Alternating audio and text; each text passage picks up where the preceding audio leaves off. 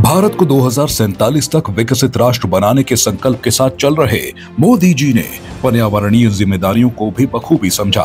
इस और कई नीतिगत निर्णय भी मोदी सरकार द्वारा लिए गए हैं। बीते 10 वर्षों में सोलर, विंड और सस्टेनेबल एनर्जी रिसोर्सेज पर बड़ा इन्वेस्टमेंट किया गया है।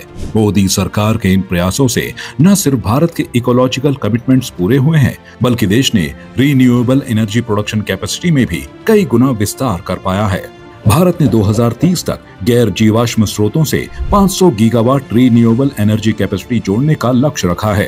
देश की कुल नवीकरणीय ऊर्जा क्षमता 200 गीगावाट को पार कर गई है।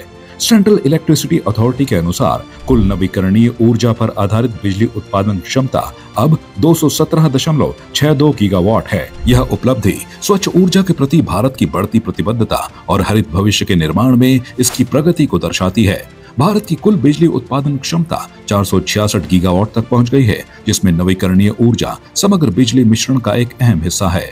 यह भारत के ऊर्जा परिदृश्य में एक बड़े बदलाव का प्रतीक है, जो स्वच्छ तथा गैर जीवाश्म ईंधन आधारित ऊर्जा स्रोतों पर देश की बढ़ती निर्भरता को दर्शाता है।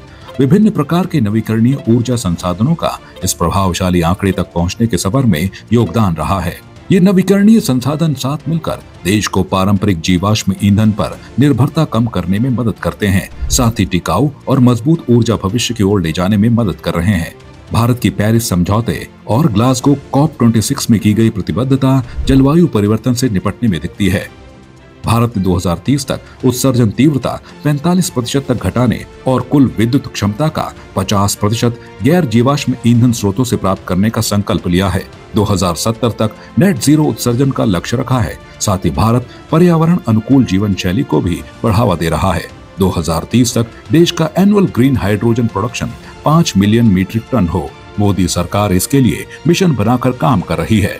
मोदी जी के नेतृत्व में आज भारत न केवल अपनी ऊर्जा जरूरतों को पूरा कर रहा है, बल्कि जलवायु परिवर्तन और संसाधन संरक्षण की गंभीर चुनौतियों का भी समाधान कर रहा है।